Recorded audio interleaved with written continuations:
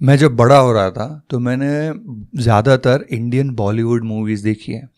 और ऑनेस्टली जब मैं आज उस बारे में सोचता हूँ तो मुझे लगता है कि मेरा बहुत सारा वक्त बर्बाद हुआ। बहुत ही क्रिटिकल और क्रूशल टाइम किसी भी इंसान की ज़िंदगी का when he is growing up, वो बर्बाद हुआ इन बॉलीवुड की फालतू मूवीज़ देखने में।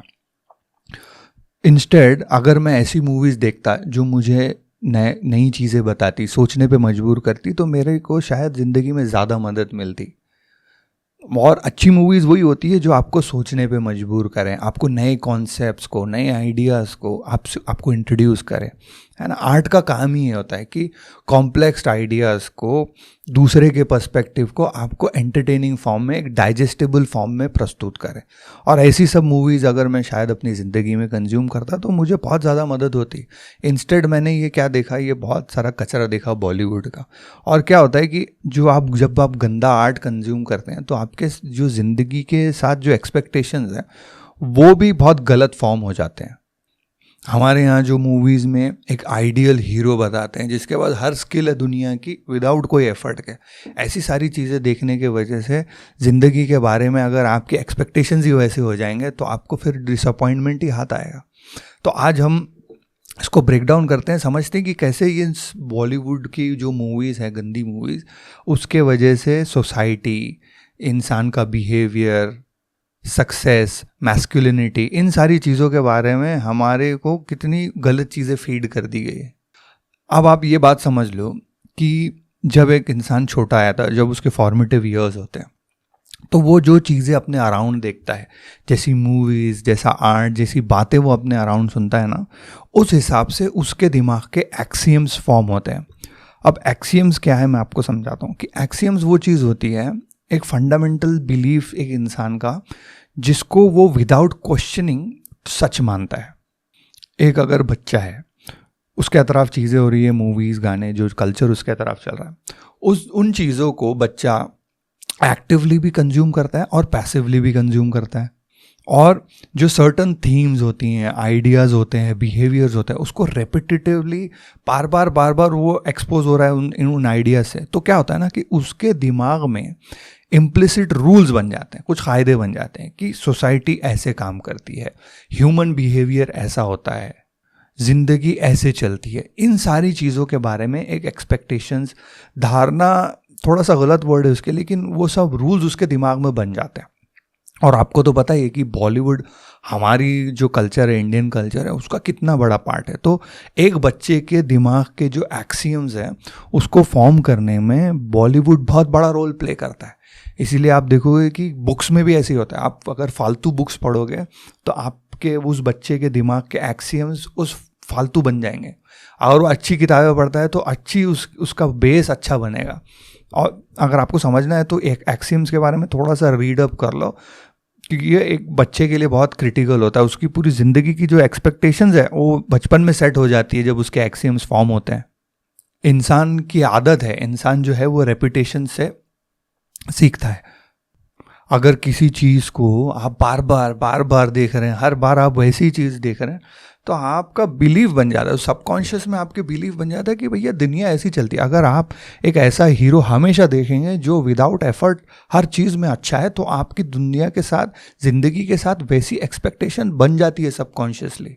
अब अगर आप ऑब्जर्व करो तो आप ये पाओगे कि देखोगे हमारे इंडियन मूवीज़ का हीरो जो है वो बहुत अच्छा फाइटर है। जब भी कोई सिचुएशन आती है तो वो गुंडों को पीट देगा, उसको फाइटिंग अच्छी आती है, वो एक अच्छा बेटा है, वो एक अच्छा सिटीज़न है, हर चीज़ उसमें अच्छी है। लेकिन वो अच्छा फाइटर कैसे बना, इसकी कोई एक्सप्लेनेशन ही नहीं होती मूवी में, कभी वो दिखाएंगे ही नहीं। किसी भी चीज़ का स्ट्रगल दिखता ही नहीं, कोई एक लर्निंग कर्व दिखेगा ही नहीं। बस हर हीरो जो है वो ऑटोमेटिकली अच्छा फाइटर है। तो एक जो बच्चा जो रिपीटेटिवली बार बार ये चीज़ें देख रहा है, ये मूवीज़ देख रहा है, उसको क्या लगेगा कि फाइटिंग ऐसे ही आ जाती है। But to learn, there is a martial arts होते हैं दुनिया में, उनको जाके सीखना पड़ता है, तब जाके आपको अपने आप को डिफेंड करना, ये सब फाइट करना आती है। इसीलिए आप देखोगे कि कई सारे जो लड़के होते हैं रोड पे किसी से भी लड़ने लग जाते हैं, उनको लगता है वो उनकी पिक्चर के हीरो है, बस अब उनको लड़ना आ जाएगा। ऐसी फॉल्स एक्सपेक्टेशन कई लड़कों के अंदर होती है। ऐसा कितनी मूवीज़ में आपने देखा होगा। वो फेमस मूवी है गदर, उसके अंदर एक सनी देओल एक ट्रक ड्राइवर है, ट्रक ड्राइवर सिंपल है, कोई ट्रेनिंग नहीं है उसको, लेकिन वो ऐसी फाइट करता है कि पूरी पाकिस्तानी आर्मी डर जाती है, पंप उखाड़ के सबको मारने लगता है और सब उससे डर जाते हैं। कहाँ से सीखा उसने? कोई एक्सप्लेनेशन नहीं, बस है, हीरो है तो अच्छा फाइट कर सकता है। सेम वो ऋतिक रोशन की कहो ना प्यार है मूवी आई थी, जस्ट एन एग्जाम्पल, ऐसे कई ढेरों एग्जाम्पल है। उसके अंदर भी वो एक स्मॉल टाउन का आदमी है, बस एक सिचुएशन में जब वो पड़ जाता है तो बहुत बड़ा सुपरस्टार भी बन जाता है, फाइट भी करने लगता है। ये सारी मूवीज़ देखोगे तो आप क्या मान्यता बनेगी किसी भी बच्चे की?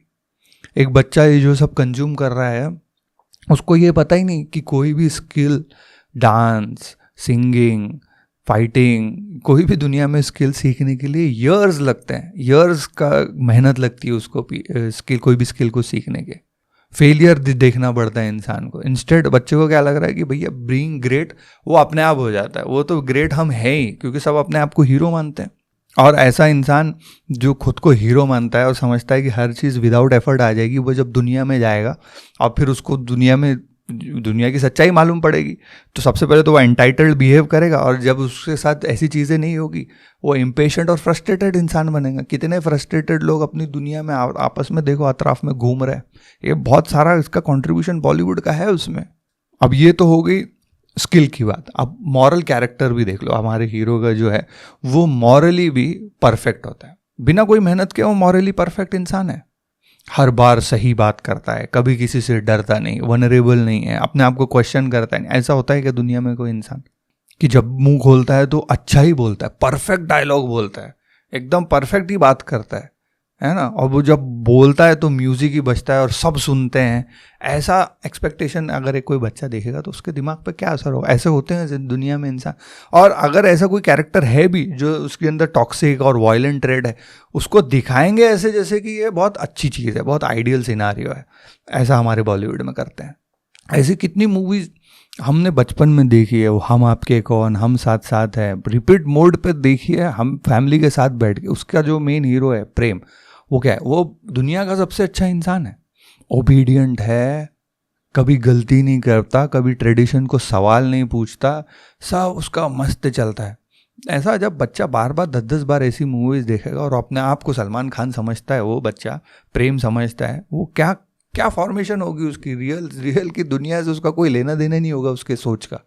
किसी भी कैरेक्टर में दुनिया में जब इंसान होते हैं उनके पास शेड्स ऑफ ग्रे होते हैं, है ना। इंसान के अंदर कुछ अच्छाइयाँ होती हैं, कोई बुराइयाँ होती हैं। ज़िंदगी के किसी वक्त में इंसान बुरा होता है, फिर बाद में सुधर जाता है। ऐसी सारी चीज़ें होती हैं। एक वन डायमेंशनल कैरेक्टर्स इनके कैसे होते हैं, वो मूवी बागबान भी थी, उसके अंदर वो दिखाते हैं कि कैसे बच्चे माँ बाप को बुरा ट्रीट करते हैं, लेकिन जो माँ बाप है वो परफेक्ट है, उनके अंदर कोई बुराई नहीं, उन्होंने कुछ काम गलत किया ही नहीं। ऐसे होते हैं क्या किसी के माँ बाप? हर एक के बाप में कुछ फ्लॉज होते हैं, कुछ अच्छाइयाँ होती हैं। सेम विद मदर्स की शायद हमको ज़्यादा नहीं दिखती, लेकिन बाप के फ्लॉज तो लोगों को दिखते हैं। ऐसा बाप होता है क्या परफेक्ट? ऐसे इंसान ही नहीं होते जो परफेक्ट है, लेकिन वो वहाँ पे उसको परफेक्ट बताएंगे। तो आपको ह्यूमन बीइंग्स के जो कैरेक्टर के न्यूआंसेस है वो समझते नहीं। इसीलिए ऐसे लोग जब हिस्ट्री को भी पढ़ते हैं तो वो हीरोज़ और विलन्स में पढ़ते हैं। जो राजा इनके समाज का है वो हीरो है, वो गलत हो ही नहीं सकता, और जो दूसरे के रिलीजन का है वो तो गुंडा ही है, वो तो विलन है, वो तो परफेक्ट पूरा विलन है, बस ऐसे। तो इनकी इतनी बेसिक बाइनरी सोच बन जाती है, और फिर वैसे ही लोग थिएटर में जाके फिर रोते हैं, चिल्लाते हैं, स्क्रीन्स फाड़ देते हैं। क्यों? इनके एक्सियम्स ही ऐसे फॉर्म हुए हैं, इनको समझती नहीं, न्यूआंस नहीं समझता इनको। एक कैरेक्टर्स का जो इंसानी जो रियल कैरेक्टर्स होते हैं उनके जो शेड्स ऑफ ग्रे वो उनको समझते ही नहीं। वो उनको लगता है एक अच्छा तो अच्छा, बुरा तो बुरा। ऐसे लोगों को फिर बेवकूफ़ बनाना भी बहुत ईजी हो जाता है। और ये लोगों के अंदर कॉन्फिडेंस आप देखो, ओवर कॉन्फिडेंस रहता है। इनको लगता है कि हम नेचुरली सुपीरियर हैं।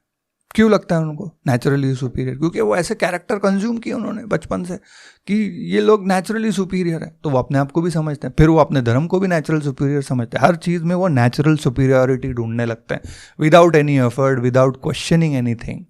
और अगर कोई इंसान ऐसा है जो सेल्फ रिफ्लेक्शन करे, चीज़ों के बारे में क्रिटिकली सोचे, वो इनके नज़र में कमज़ोर होता है, क्योंकि हीरो ने तो कभी ये काम किया ही नहीं।